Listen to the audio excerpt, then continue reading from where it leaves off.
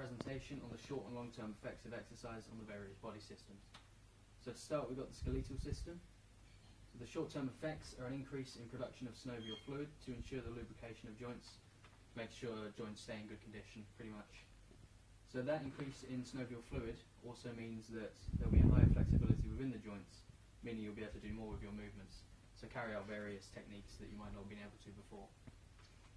So the long-term effects are exercise can increase bone density over time, meaning that chances of getting osteoporosis are much slimmer. Also means your bones will be far stronger than they originally were.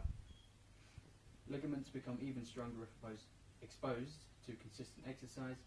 This means that they become more resistant to any injuries. So now we've got the muscular system, and we'll start with short-term effects.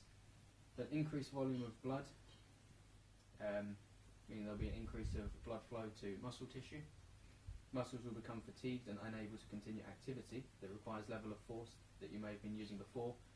So by that I mean if you were bench pressing, say 50 kg, and your muscles become fatigued, that means you won't be able to bench press 50 anymore, and then you'll have to lower the weights.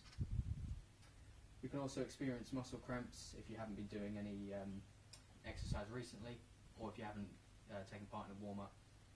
And lactic acid can be released when an oxygen debt needs to be paid. It's pretty much when you lack oxygen to supply nutrients to the muscles that they need, so basically oxygen.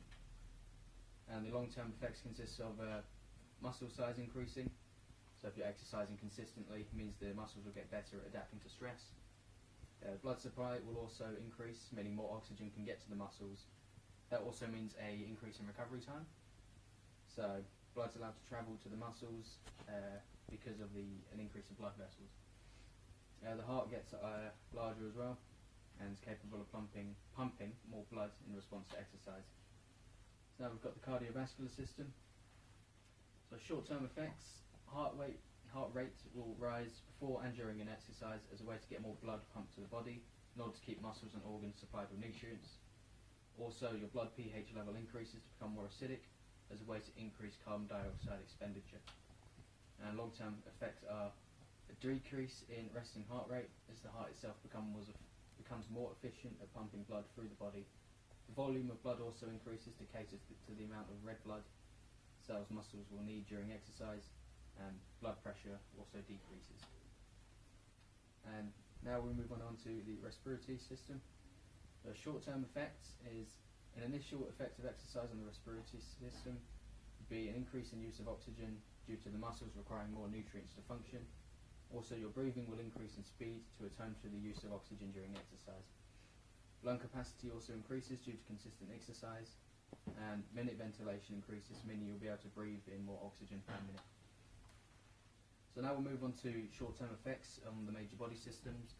Basically, I carried out a circuit training exercise during one of our lessons, and I noticed the initial effects. So during the circuit training exercise, I noticed many initial effects of exercise on my body. During the start of exercise, I noticed that I began to have a harder time of breathing. This was due to the intense start of the exercise itself, meaning I was lacking the oxygen to carry out the exercise. I also noticed that I started to sweat lightly.